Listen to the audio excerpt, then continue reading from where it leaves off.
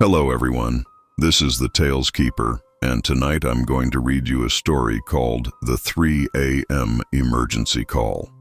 Before we begin, if you enjoy creepy stories, unsolved mysteries, and unsettling tales that will keep you awake long after the video ends, don't forget to subscribe and turn on notifications so you never miss a new story.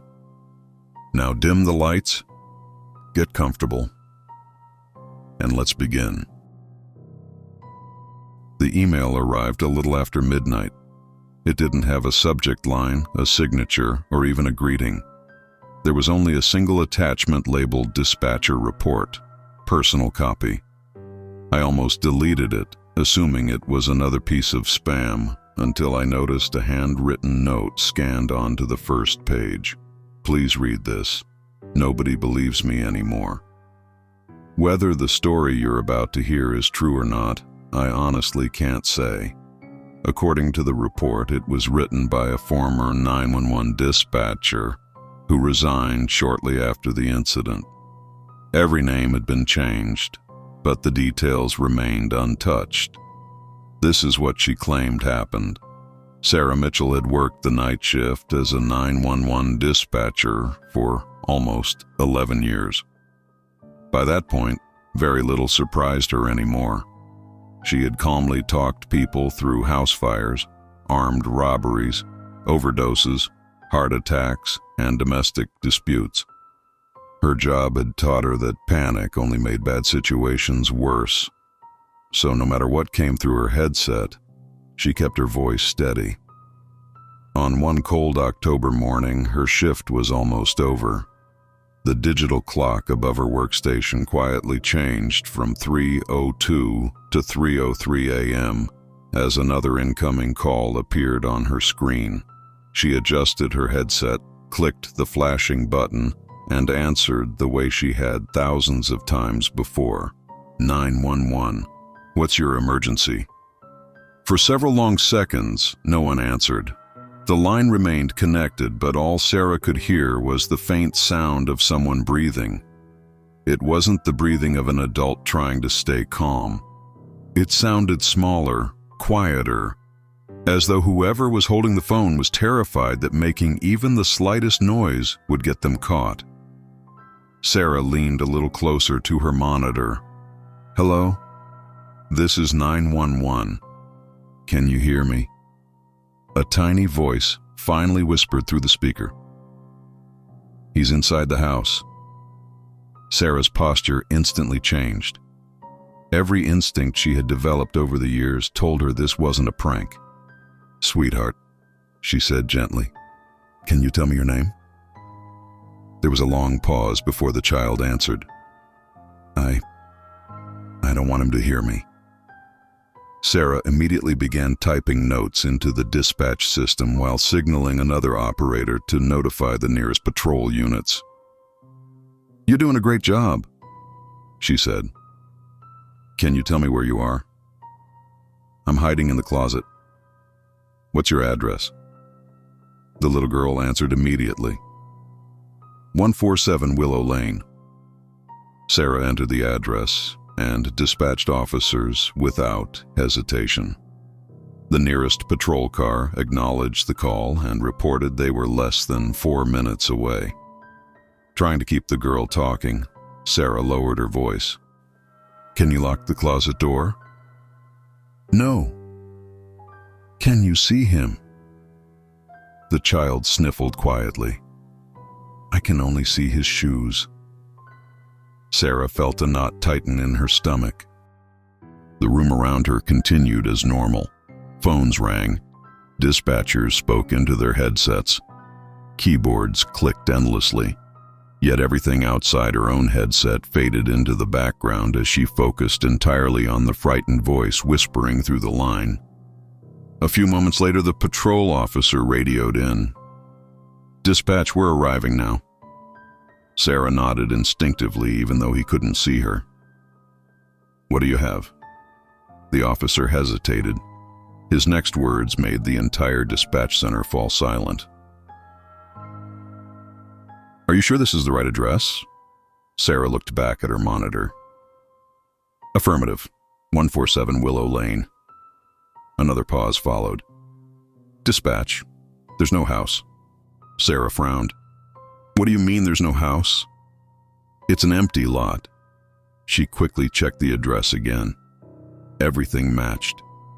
The GPS coordinates, street number, and property records all pointed to the same location. Meanwhile, the little girl was still on the line. I think he's getting closer. Sarah forced herself to remain calm. Stay as quiet as you can. The police are there.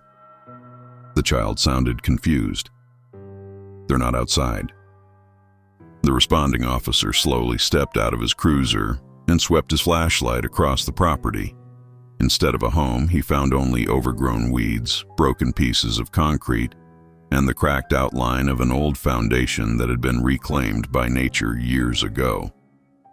There hasn't been a building here in a long time, he reported. Sarah quickly searched county property records while another dispatcher checked historical archives. Within seconds, a file appeared on her screen. The address had once belonged to the Harper family. 23 years earlier, the home had caught fire in the middle of the night. By the time firefighters arrived, the entire structure had collapsed. 3 people had died. Among them was an 8-year-old girl. Sarah stared at the report before carefully returning her attention to the call. Sweetheart, what year is it? The answer came immediately. 2003. Every sound inside the dispatch center seemed to disappear. It was 2026. Before Sarah could speak again, the officer's voice suddenly crackled through the radio. Dispatch, I found something. His flashlight had stopped on an old swing set standing near the edge of the property. Rust covered every inch of the metal frame and weeds had wrapped themselves around the legs, but it was still standing exactly where the report said the Harper family's backyard had once been. Then, his breathing changed. Dispatch. His voice was barely above a whisper. I can hear a little girl crying. Another officer asked where the sound was coming from. I don't know. The transmission dissolved into heavy static before a terrified scream erupted across the radio. The signal abruptly cut off. Backup units arrived less than a minute later. They found the officer standing beside the swing set, completely motionless. His flashlight rested on the ground where he had dropped it, and he continued staring into the darkness as though something was still standing in front of him. No matter how many times his fellow officers questioned him, he refused to explain what he had seen. He spoke only one sentence: I watched the house burn. He retired from the department less than a month later and never gave another interview. Back inside the dispatch center, Sarah attempted to trace the emergency call. Every search came back with the same impossible result. There was no phone number, no cellular provider, no routing information.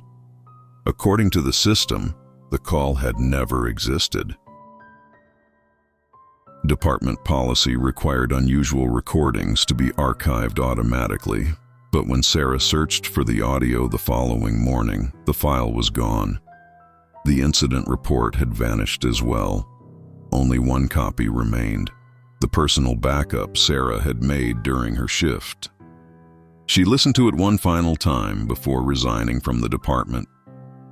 The conversation sounded exactly as she remembered until the final few seconds. Just before the recording ended, another voice quietly entered the call. It wasn't the little girl, it was a man. His voice was calm, almost amused, as though he knew someone would eventually listen to the recording. He leaned close enough to the phone that Sarah could hear him breathing. Then, he whispered 5 words. She isn't hiding anymore. The line disconnected. According to local records, the empty lot on Willow Lane has changed owners 4 different times over the past 2 decades. Every attempt to rebuild the house has failed.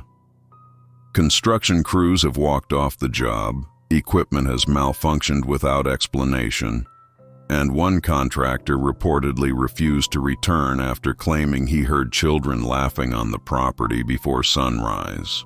The lot still sits empty today. Neighbors avoid it after dark. Some even claim that if you're standing near the old swing set at exactly 3:03 a.m., your phone might suddenly ring even if there's no signal. The caller ID never shows a number. Only one word, unknown. And if you answer, a little girl whispers through the speaker, "Can you stay with me until they find me?"